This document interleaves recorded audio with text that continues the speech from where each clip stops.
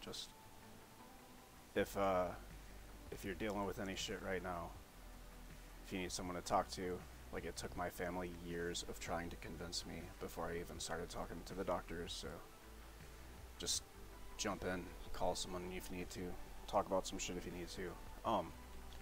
Part of why I'm doing this is just to pretty much tell my kids some stuff. I know they'll end up seeing this, and it's a hell of a lot easier than just repeating some of it over and over. I know my wife's heard bits of stories, but I decided it's best to just go ahead and start, and I'm going to start with one of the, I guess, harder events I dealt with, but since I've been dealing with that specific one a lot, it's a little easier to talk about now. So in 03, 04, I was deployed to Gardez, Afghanistan, and we just kind of, we did a lot of traveling around the eastern, northeastern, we were an artillery unit. I was airborne mechanic in a leg artillery unit who were sent over to guard, I guess, UN stuff. They were trying to do some community building missions, and we were just bodies with guns to protect them while they did that kind of stuff. We were we were not highly trained by any means. We could all shoot our weapons, and we my unit were some guys that definitely wanted to. Like after I talk about a lot of this stuff and get through a lot of things, I'm gonna find out what it was like from like an army person in a normal unit. I was in an all-male unit in my entire 4.5 years out of 4. I don't know what it's like when people have like that balance of estrogen and testosterone going, because we were just a bunch of our command sergeant major just called us a bunch of whistle dicks. We were stupid. They like to get drunk a lot. So yeah, that worst mission. So I got to go on this con-op because I was a mechanic and trucks were rolling, and if trucks rolled, then the mechanics rolled, me or the other mechanic. So we always kind of wanted to get out anyway. You start losing your mind. It's like being in a dirt prison with like you're not in prison for any reason other than just waiting to go back home from this country. So our neighbors in our little PRT in Gardez at the time was an SF group. They were just some special forces guy doing their own thing. And it was in the spring, it was warmer. We got a call that they just needed some support, like they were getting a little bit worn down, tired. They'd been out longer than expected at this place, and we didn't get a huge briefing on it. We just knew, like, they were like, yeah, it's a hot zone. They're like, it's cholo K, and we're like chocolate? Chocolate? It was like, we're just like, chocolate? It's like some French word for chocolate? Like, nah. On the way there, I remember seeing one of the prettiest scenes I've seen, and found out why they were mad that we were there as well. So, poppy fields, just bright red poppy fields, crazy colorful flowers everywhere, and I guess we were going there to tell them that they should grow something like corn or something like non-profitable, not as profitable as opium. And then the other thing was, this is like, I guess, one of the in-roadways for the Pakistan stuff, and it was just a really hot, heavy area. When we got there, normally the kids run up like greeting you, just like, oh, pen, give me a pen, give me some chocolate, you know, give me candy. Like they knew like a few words, like pen, candy. We had this little girl in a Bagram we taught to flick people off as we would come in the gates, but like waving all happy and cheering. It's like cute little girl just giving everybody the bird. But no, this town, when we rolled in, the kids were like shouting, like, I don't know, bad shit at us, and like just spitting. And I remember the way we rolled into the place was like kind of a little gully. and they were on either side, and it was already just uncomfortable. It was never comfortable, even in an up armor Humvee. You're like, you feel like you're in kind of like a tuna can that any minute could just go wrong. But I had never experienced, like, this is towards the last half of our trip. I had seen all kinds of shit at this point, but nothing like kids greeting us like that in a town. I was like, no, this town's already, like, their minds are already set on a different ideology than whatever the hell our guys had brought. And it turns out, like, one of their raids had been a lot more successful than they had thought, and a little shop had a larger weapons cache in the back, and they tried saying, like, no, it's for hunting. They're like, nah, dude, you don't need, like, you don't need anti-aircraft guns and stuff to be out here hunting. Whatever the hell you guys are hunting out here. So, on the way there, we had actually got lost, because it's like a roadway that was also partial river, and it's not like you have road signs. This was like some backwoods boony shit, and totally different than the Afghanistan section we were used to. It was all like, where we were at, it was like Mars, just straight red, nothing else. But this place was like trees, and it felt kind of like the Carolinas, like North Carolina, South Carolina, just rolling through some unfamiliar mountain territory with like mountain stuff on either side, which was also a new thing for us. We were in a big open. You could see stuff coming in, more or less. That night I pulled 3 guard shifts, just, you know, being there as a mechanic, just along for the ride kind of a thing. My first guard shift was super easy. I was parked up, my Humvee was next to this, kind of next to a building.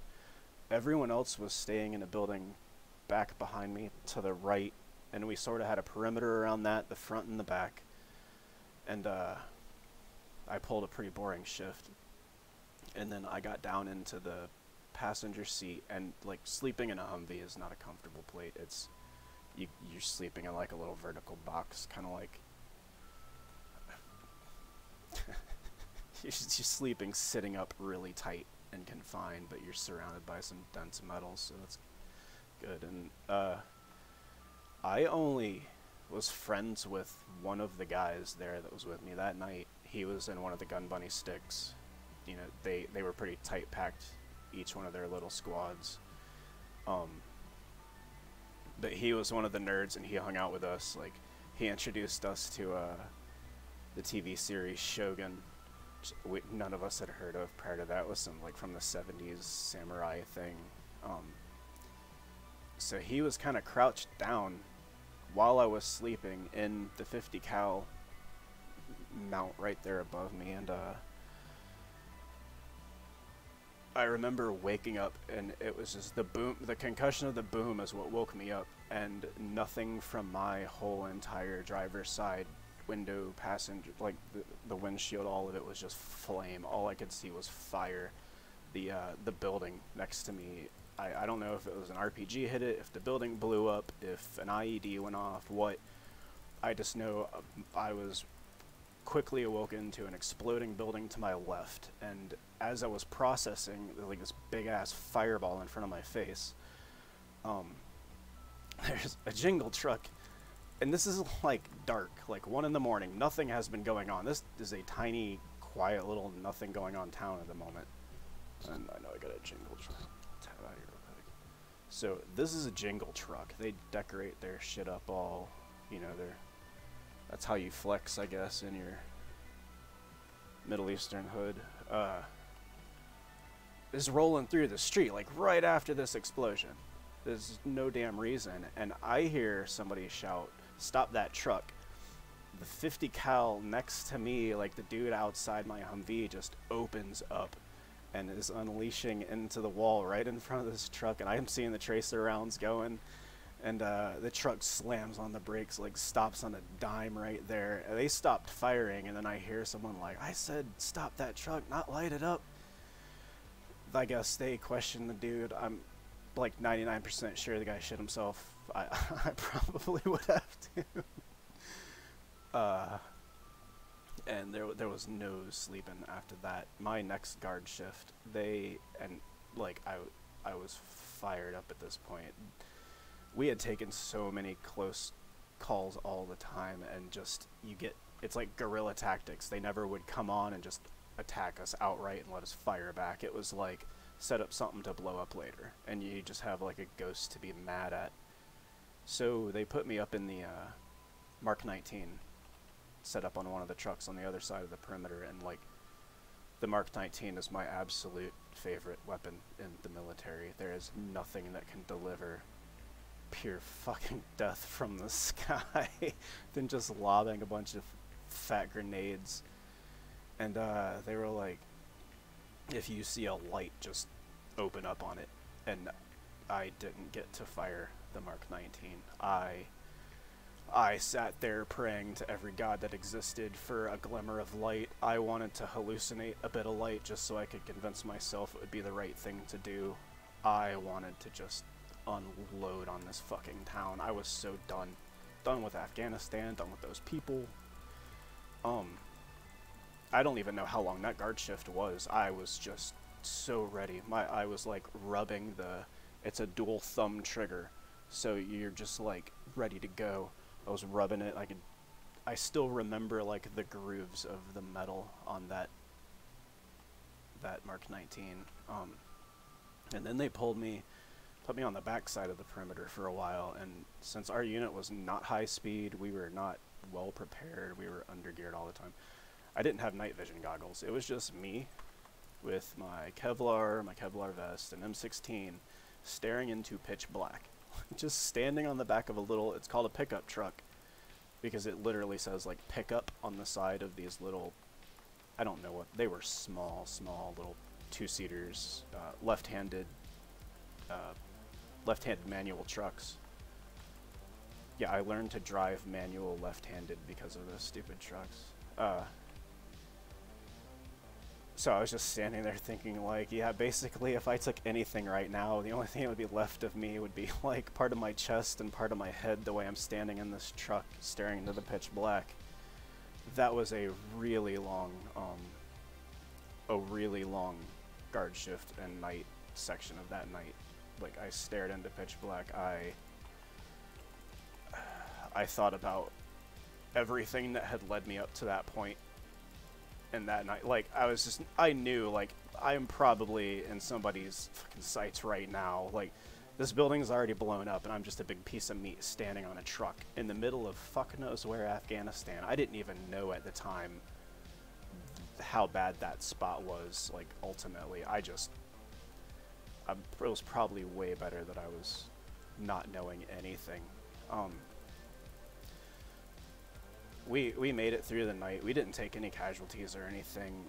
I remember my truck was so close that I was hearing shrapnel pinging off of trucks that were parked further away for like after the blast, and after I had realized, you know, what was going on. You're just sitting there and you hear like ting ting ting ting ting ting ting, and all the crap coming down out of the sky.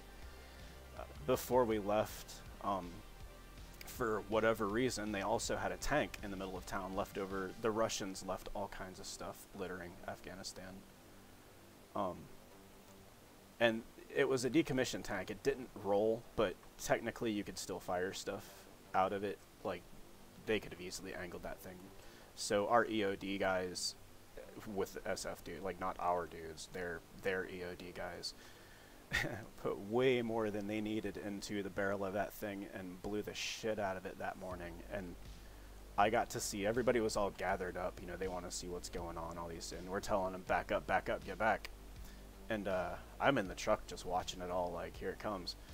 When they blew up the turret on that tank, it just launched shrapnel and metal all into the sky, and then I watched the whole town just scattering as like bits of tank are falling out of the sky, and I'm cracking up in my truck. Like, that was the closest I got to like some real vengeance face to face on these people. Coming back, the reason you take a mechanic is because shit's always gonna break. There was a really steep, a roundabout mountain road kind of thing, and one of the defects in a Humvee is when the power steering fluid gets drained, suddenly you also lose pretty much most of your braking power, and you lose all of your steering. So, and I just 3.5 years I'd already had doing nothing but fixing those trucks, mainly the Humvees. I could strip down a Humvee top to bottom and put it back together at the time. And as soon as it happened, I knew exactly what I was looking for. But the fact that we had just come like from that, and my brain is still on full overdrive, no sleep. I'm like, all right, let's get it quick, because we had to stop. We were in the middle again between two sort of valleys, and I remember just looking up like, holy shit, it's weird down here. Like, it would be like shooting fish in a barrel if anyone popped up over anywhere around us right now. And I remember, any job I've applied for after, when they ask you, how do you work under stress? It's like, okay, so like, you tell me what stress is, because the most stressed I think I've been on the job was it was 5 or 6 of my guys pulling a semicircle around me on the ground while I'm bent up over the hood of a Humvee, and they're just watching for people to pop up at any minute while I'm trying to assess where it is, fix the problem, and get us back running as quickly as I can. And yeah, I knew it was a line had popped off. I found the line really quick and just kind of rigged up a it wasn't really like duct tape, but it was pretty much had to get us out, and refilled the power steering, got it going again. I got a workable clamp, I guess. I was really glad for, like, whenever something breaks down in your life, or you come across a problem and it's just like, shit, this is a problem, and how do I confront this, how to react to this? It's a learning lesson. Like, if I hadn't had that breakdown prior to that, I wouldn't have known what that was. I wouldn't have known what to look for. I might have been there 45 minutes to an hour trying to figure out why the truck just lost all of its juice, where it all went, what went wrong. I loved what I did as a mechanic. I mean, those trucks were magic to me for a while. They were our workhorses. They got us there and back when we needed them to. But yeah, that trip, that shit hung with me for so long. And just remember when you see like a young dude, mid-20s, looking all like his head's fucked up and he doesn't know where he's at, stocking shelves, at a grocery store. You don't know what that dude has seen yet. Like, just be kind to your strangers. Don't walk up in a grocery store being an asshole to a stranger just because you're having a bad day. You don't want to be on the opposite end of that shit when it snaps. That was one of the most probably chaotic incidents. Probably didn't help that none of it was pre-planned. It was last minute. We were just there covering some shit. We weren't trained to be doing what we were doing.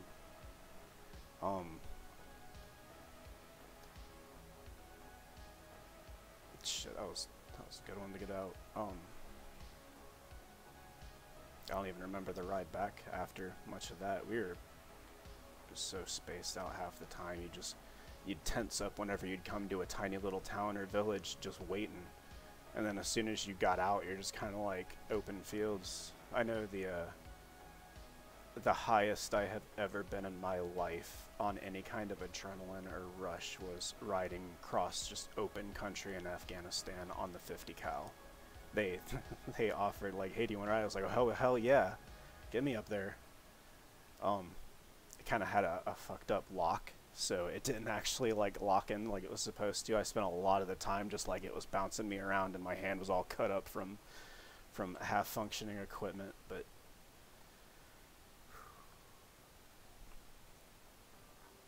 you will never come back to a normal life after war, no matter how much re-civilian training they try to give you. Eventually you're going to come back to terms with the fact, like, you've met the most primitive level. You've seen the face of hatred and death. The good news is there isn't like much shit after that that can really surprise you or come at you much harder. I mean, I guess life's easy after having like buildings and shit blow up around you. As long as you don't go to sleep at night and think about it too much. Um,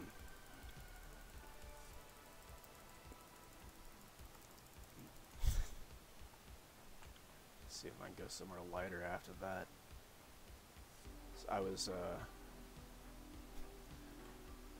one of the funnier things we did as a mechanic, you have to test the vehicles, like road test them or whatever. After you've worked on a truck, you just take it out for a test drive.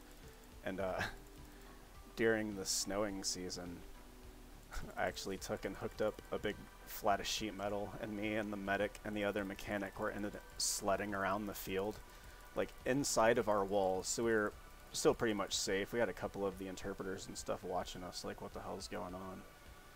Just diffuse the whole situation in Afghanistan by showing them we're just there sledding. But nah, we were the guys towing a piece of sheet metal on a Humvee. Blowing shit up for no reason just because they gave us some stuff to blow up. Yeah, it's a good thing I didn't know about EOD as a job when I went into the military, because, man, those guys, God, they had the fun jobs. You find a weapons cache, I mean, well, you have to destroy it, so more reason to blow more shit up. Alright, I've got... Oh, fuck out of here real quick. Territory. 89 of 90. Yeah, it's gonna be a while. 300 rep. I got a while to go, so I'm gonna cut this stream as that. I think I pretty much got most of Choloke, fuck that town was. I think I pretty much covered all the corners from that night. I know I contacted my boy V, like that, the guy that was up in the turret with me that night, within the last couple of years, just to kind of talk about that one, because nobody had the same experience in Afghanistan. My mechanic would go, and he didn't get into many incidents. He would come back and be like, man, it's boring as hell in this country, and I would go out and it would be like Beth just riding on my shoulder, chilling there, like, alright, let's see what blows up around you this time. It wasn't that bad, though. I mean, alright, yeah, I'm gonna kill this. I'm probably gonna come back and stream some more chill stories later.